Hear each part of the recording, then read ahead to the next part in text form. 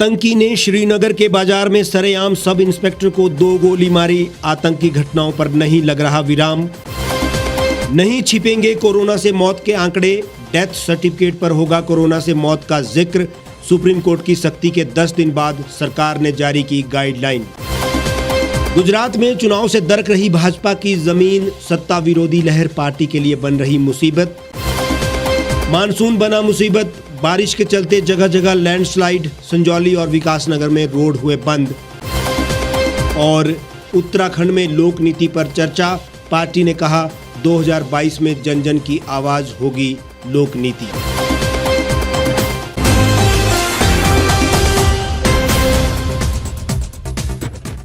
नमस्कार, स्वागत है आपका द रीव टाइम्स न्यूज चैनल में। आपके साथ मैं हेमराज चौहान। अब खबरें विस्तार से।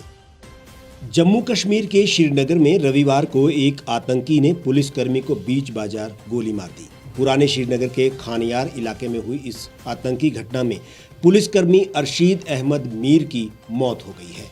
घटना सीसीटीवी कैमरे में कैद हो गई, जिसका वीडियो सोशल मीडिया पर तेजी से वायरल हो रहा है। सब इंस्पेक्टर अरशीद अहमद को आतंकी ने पीछे से 2 गोली मारी। इसमें वे गंभीर रूप से घायल हो गए। उन्हें तुरंत श्रीनगर के सौरा इलाके के शेरे Kashmir institute of medical sciences अस्पताल में ले जाया गया, जहां उन्होंने इलाज के दौरान दम तोड़ दिया। घटना रविवार दोपहर 1:35 पर हुई।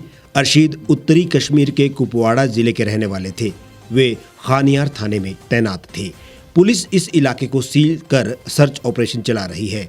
इसके अलावा राजौरी जिले के थाना मंडी इलाके में सुरक्षा बलों और आतंकियों के बीच मुठभेड़ भी चल रही है। जम्मू कश्मीर के राजौरी में 12 अगस्त की रात भाजपा नेता जसबीर सिंह के घर आतंकियों ने ग्रेनेड अटैक किया था।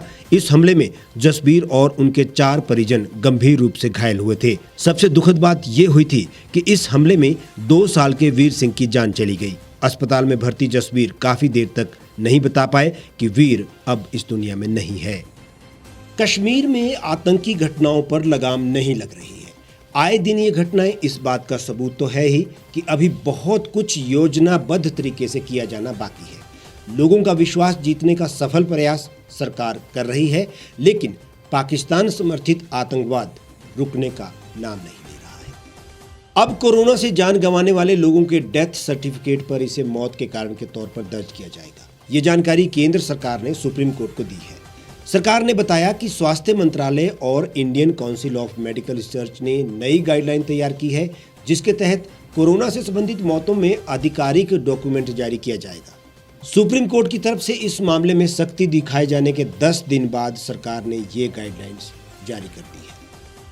गाइडलाइन के मुताबिक सिर्फ उन मौतों को कोरोना संबंधित माना जाएगा जिनमें मरीज का RT-PCR test, molecular test, rapid antigen test किया गया हो या किसी हॉस्पिटल या घर में डॉक्टर ने जांच करके कोरोना संक्रमण की पुष्टि की हो। ऐसे मरीजों की मौत का कारण कोरोना मानकर डेथ सर्टिफिकेट में इसकी जानकारी दी जाएगी।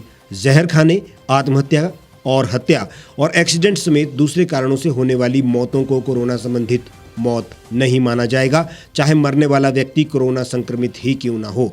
ऐसे मरीज जिनकी अस्पताल में या फिर घर पर मौत हुई और जिसमें पंजीकरण संस्था को जीवन और मृत्यु पंजीकरण एक्ट 1969 सेक्शन 10 के तहत मेडिकल सर्टिफिकेट का फॉर्म 4 और 4(1) दिया गया है, सिर्फ उनकी मौत ही कोरोना संबंधित मानी जाएगी। सुप्रीम कोर्ट को सौंपे गए हल्फनामे के मुताबिक ICMR के अध्ययन के मुताबिक किसी व्यक्ति के कोरोना संक्रमित होने के 25 दिनों के अंदर 95% मौतें हो जाती हैं। नियमों में बदलाव करते हुए अब कोरोना टेस्ट की तारीख या कोरोना संक्रमित पाए जाने के दिन से 30 दिन के अंदर होने वाली मौतों को कोरोना संबंधित मौत माना जाएगा, भले ही मरीज की मौत अस्पताल में हो या फिर घर में। गुजरात में अगले साल दिसंबर में विधानसभा चुनाव होने हैं। उससे पहले राज्य के मुख्यमंत्री विजय रूपाणी ने इस्तीफा दे दिया है। इसी पैटर्न पर 2017 में चुनाव से पहले मुख्यमंत्री आनंदीबेन पटेल ने भी इस्तीफा दे दिया था। चुनावी पंडितों का मानना यह है कि सीएम बदलकर बीजेपी एंटी इनकम्बेंसी को असर को भी कम करने की कोशिश कर रही है। ऐसे ही क्या अब हिमाचल में भी होगा? लोग इस बात पर भी चर्चा करना शुरू कर चुके हैं। पिछले 3 चुनाव में बीजेपी की सीटें लगातार कम हो रही है और कांग्रेस बढ़त हासिल कर रही है। 2007 में बीजेपी ने 117 सीटें जीती थी, जो 2017 के चुनाव में घटकर 99 बची। वहीं कांग्रेस ने 2007 चुनाव में 59 सीटें जीती थी, जो 2017 के चुनाव में बढ़कर 77 हो गई। दिसंबर 2022 में गुजरात की 182 सीटों पर चुनाव होने हैं। बहुमत का आंकड़ा 92 है और बीजेपी के पास फिलहाल 99 सीटें हैं।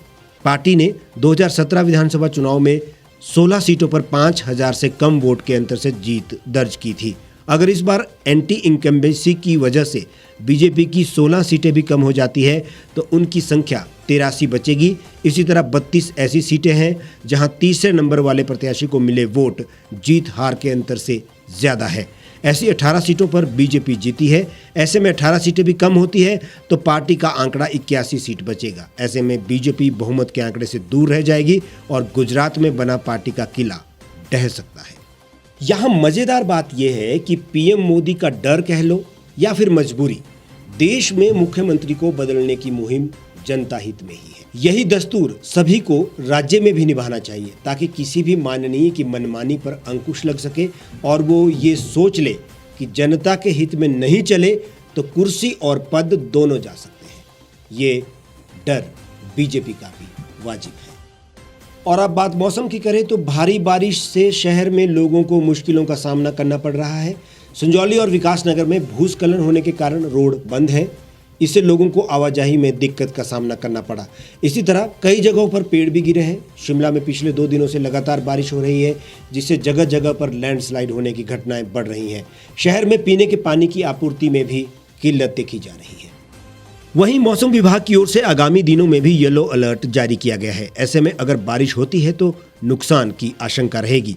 करीब 10 से 12 घंटे तक लगातार बारिश होने से कहीं घरों पर पेड़ गिर गए तो कहीं मलबा घुस आया। बरसात के लिए प्रशासन की ओर से की गई तैयारियों की भी पोल खुलकर सामने आ रही है। मौसम विभाग के पूर्वानुमान के मुताबिक आज भी बारिश होने के आसार है।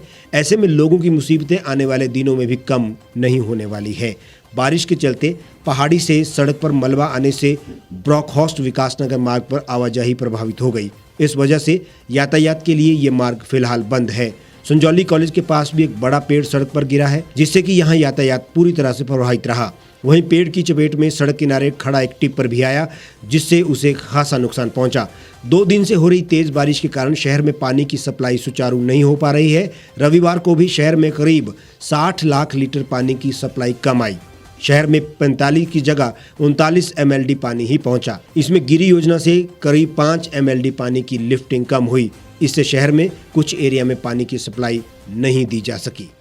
भूस्खलन के कारण प्रदेश में 17 सड़कें यातायात की आवाजाही के लिए पूरी तरह से बंद है। इसके अलावा 13 बिजली के पोल टूटे हैं, 6 मकानों को नुकसान हुआ है। इस दौरान सड़क दुर्घटनाओं में 5 लोगों की जानें भी गई हैं और प्रदेश में मानसून के कारण अभी तक 998 करोड़ 61 लाख रुपए की चल अचल संपत्ति को नुकसान भी पहुंचा है। राष्ट्रीय लोक नीति पार्टी ने पूरे उत्तराखंड राज्य में लोक नीति पर सेमिनार और बैठकों का दौर शुरू किया है। इसी के तहत प्रदेश के विभिन्न जिलों और विकास खंडों में लोक नीति पर चर्चा की जा रही है, जिसमें प्रदेश के बुद्धिजीवियों और युवाओं की तादाद बढ़ती जा रही है। लोक नीति क्या और किस प्रकार से ये देश के लिए नई सदी की नई सोच के तौर पर स्वीकार्य होगी, इस पर सेमिनारों का दौर जारी है। अब देखना ये होगा कि उत्तराखंड में चुनाव के चलते ये कितना संभव हो पाएगा। कुछ बड़े और महत्वपूर्ण राज्यों में अगले वर्ष चुनाव होने हैं। ऐसे में सभी राजनीतिक दल अपने अपने पैंतरे लगाने में व्यस्त हैं। देश में यूं तो 12 महीने ही चुनाव रहते हैं, लेकिन कुछ समय ऐसा भी होता है जब देश में बड़े राज्यों में चुनाव होते हैं जिसमें देश की राजनीति प्रभावित होती है। उत्तर प्रदेश और उत्तराखंड में भी अगले वर्ष चुनाव है। जहां बीजेपी को सत्ता बचाने के लिए पसीने छूट रहे हैं, तो वहीं कांग्रेस अपना खोया जनाधार ढूंढने में लगी हुई है।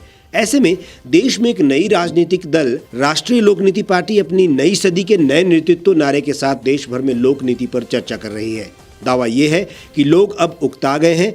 खोखले वायदों और भ्रष्टाचार और भाई भतीजावाद की सोच से अब लोग उकता चुके हैं। अब देश को आगे ले जाने के लिए और आम लोगों को घर द्वार पर ही सुविधाओं के लिए पारदर्शी और तकनीक आधारित सोच को आगे लाना होगा। इसी के चलते पार्टी उत्तराखंड के सभी जिलों में लोक नीति पर चर्चा कर रही है। पार्टी का दावा है कि लोग उनसे जुड़ रहे हैं और एक बेहतर विकल्प की तलाश में भी है। पार्टी ने बताया कि उत्तराखंड में भी लोग परिवर्तन चाहते हैं, इसके लिए लोक नीति पार्टी बेहतर विकल्प है। इस अवसर पर colonel Devi Prasad Dhimri, lieutenant general MM Lakhera, BP Nautiyal, Shankar Singh Bhatia, Ranveer Singh Chanderi, Premchand Sharma, Prem Pancholi, doctor LC Sharma, Anand Nair और सत्य प्रकाश शर्मा भी सेमिनार में उपस्थित रहे।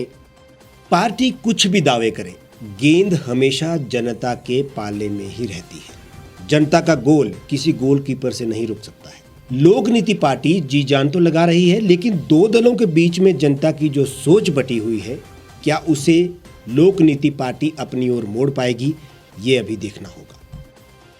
हमारे आज के इस बुलेटिन में फिलहाल इतना ही। आप देश और दुनिया की तमाम खबरों के लिए हमारे साथ बने रहिए, देखते रहिए द रीव टाइम्स।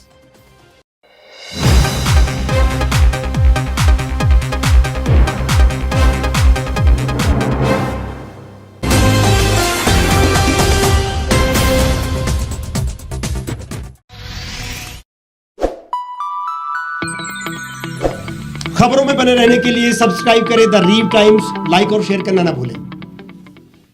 गांव की चौपालों से लेकर संसद के गलियारों तक, गृहिणी के चूल्हे से लेकर निवेश और बाजारों तक, किसानों के हाल से लेकर खेत और खलिहानों तक, शिक्षा और स्वास्थ्य से लेकर खेल के मैदानों तक, संसद के प्रधान से लेकर पंचायत के पंच तक, सेंट्रल हॉल से लेकर ग्राम सभा के मंच तक, हर खबर पर रहेगी हमारी पैनी नजर।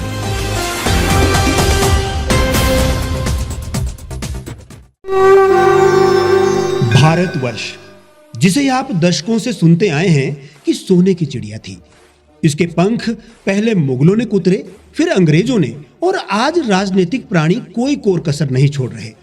आज भी लगभग 25 करोड़ लोग रात को भूखे सोते हैं। करीब 2 करोड़ लोगों के पास घर नहीं है। भ्रष्टाचार में हमारा 176 देशों में 80 नंबर आता है। औसतन 100 महिलाओं के साथ हर दिन ज्यादतियां होती है और ना जाने क्या क्या। देश की संसद से कुछ ही दूरी पर चादर लपेटे सैकड़ों लोग सुबह नील गगन के नीचे सोए हुए मिलते हैं।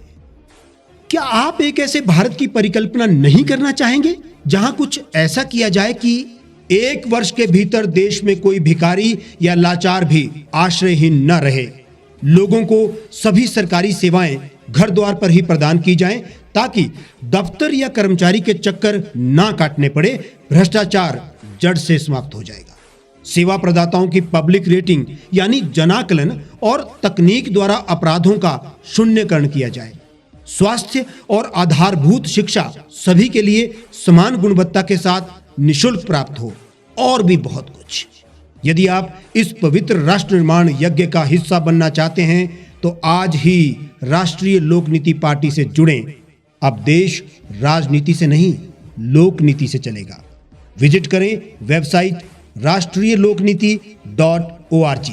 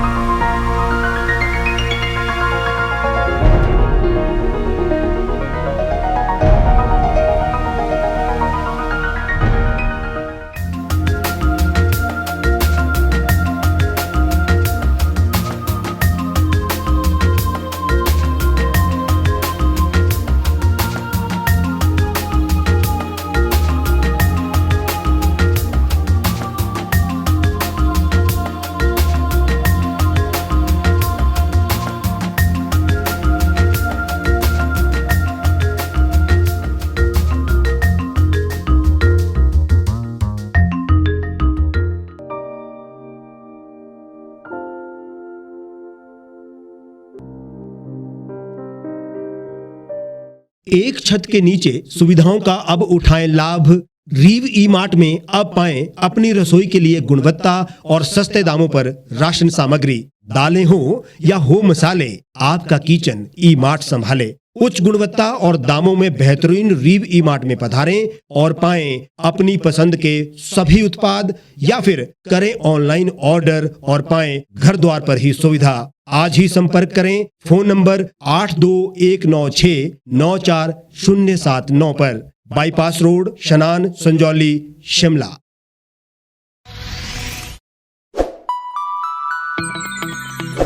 लेटेस्ट खबरों के लिए आप यूं ही देखते रहिए द रीव टाइम्स। लाइक, शेयर और सब्सक्राइब करना ना भूलें।